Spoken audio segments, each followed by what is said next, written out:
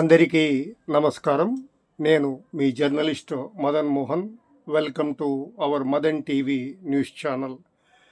బహుశా సెప్టెంబర్లో రాష్ట్రంలో స్థానిక ఎన్నికలకు నగారా మోగనున్నట్లు క్షేత్రస్థాయిలో కూడా వినిపిస్తోన్న సమాచారం. రాష్ట్రంలో భారీ మెజారిటీతో కూటమి ప్రభుత్వం ఏర్పడి 2 సంవత్సరాలు పూర్తయిన అనంతరం జరుగుతున్న ఎన్నికలు కావడంతో స్థానిక ఎన్నికల నగారా ప్రాధాన్యతను సంతరించుకుంది. కాగా గత శాసనసభ ఎన్నికల్లో కేవలం 11 స్థానాలతో ఢీలా పడిన వైఎస్ఆర్ కాంగ్రెస్ పార్టీ కూడా తాము గత 2 ఏళ్లలో మళ్ళీ ప్రజా ఆమోదం దిశగా పుంజుకున్నాము అని ప్రత్యక్షంగా వెల్లడి చేయాలంటే రాబోయే స్థానిక ఎన్నికల్లో కొంతవరకైనా విజయాన్ని చవి చూడాల్సి వస్తుంది.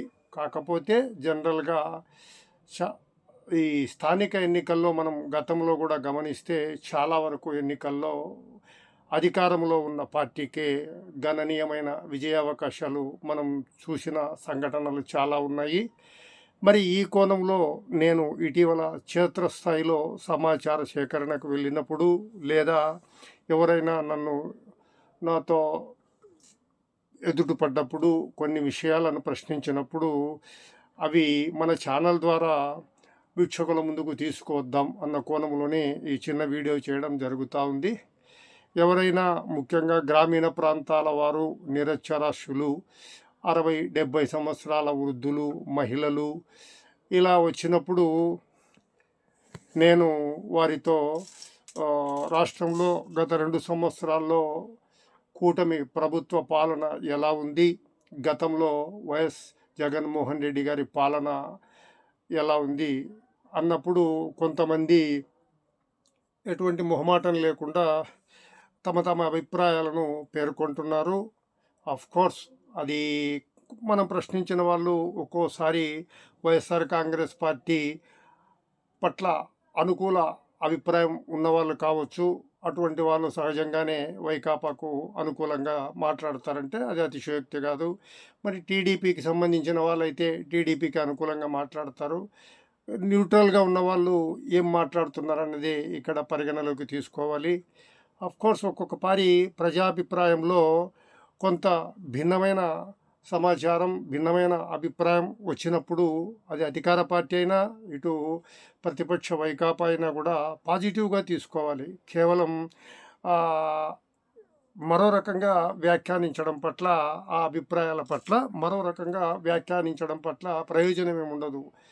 ఎందుకంటే క్షేత్రస్థాయిలో పరిస్థితులను పరిశీలించి వాటికి అనుగుణంగా మార్పులు తీసుకున్నప్పుడే ఒక నాయకుడైనా, ఒక రాజకీయ పార్టీ అయినా మళ్ళీ ఒక ఎన్నికల్లో ఓటమి తర్వాత మళ్ళీ విజయావకాశాలు రావాలన్నా, లేదు గెలిచిన ప్రభుత్వం మరింత మెరుగ్గా ముందుకు వెళ్ళాలన్నా అది చేయాల్సిన పని అన్నట్టుగా రాజకీయ పరిశీలకులు పేర్కొంటున్నారు.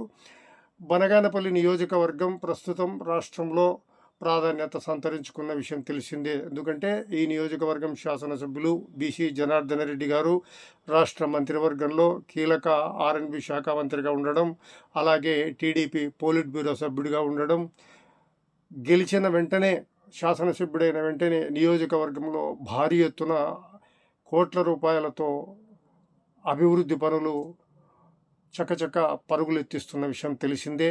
ఈ నేపథ్యంలో మనం ఇదివరకటి ప్రజాభిప్రాయానికి సంబంధించి పరిశీలించినప్పుడు కొంతమంది పేర్కొంటున్నది ఏమంటే వారు సంక్షేమం కోణంలో వారి అభిప్రాయాలను వ్యక్తం చేస్తున్నారని మనం చెప్పుకోవచ్చు. ఎందుకంటే ఎవరు పాలన బాగుంది అన్నప్పుడు కొంతమంది వ్యక్తం చేస్తున్నది జగన్మోహన్ రెడ్డి పాలనే బాగుంది అన్న అభిప్రాయం వ్యక్తం చేస్తున్నారు. ఎందుకు అలా అంటున్నారు అన్నప్పుడు సంక్షేమ పథకాల విషయానికి వచ్చినప్పుడు ఫర్ ఎగ్జాంపుల్ నిబంధనల మేరకు అర్హతలుండి 60 సంవత్సరాలు దాటిన వృద్ధులకు నెల నెల వచ్చే పింఛన్కు సంబంధించి కూటమి అధికారంలోకి వచ్చిన తర్వాత నూతన పింఛన్ల మంజూరు దిశగా ఎటువంటి చర్యలు లేవని, అదే వైకాపా సమయంలో అయితే సంబంధిత లబ్ధిదారుడి వద్దకు వాలంటీర్ వచ్చి మీరు ఈ పలానా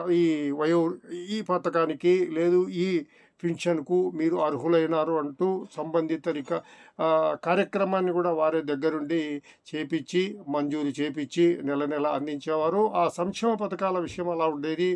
అలాగే చంద్రబాబు నాయుడు హయాంలో మహిళలకు నెలకు 1500 రూపాయలు 18 సంవత్సరాల నుంచి 59 సంవత్సరాల వరకు మహిళలకు నెలకు 1500 రూపాయలు ఇస్తానన్నాడు. అది కూడా నెరవేరలేదు.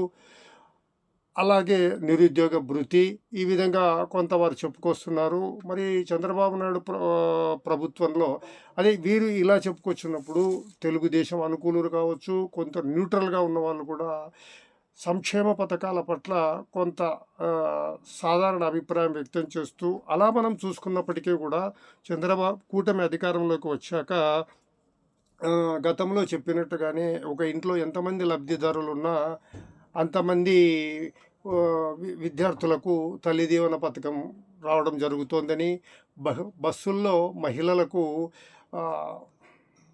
ఉచిత ప్రయాణానికి సంబంధించి అమలు చేయడం, ఇంకా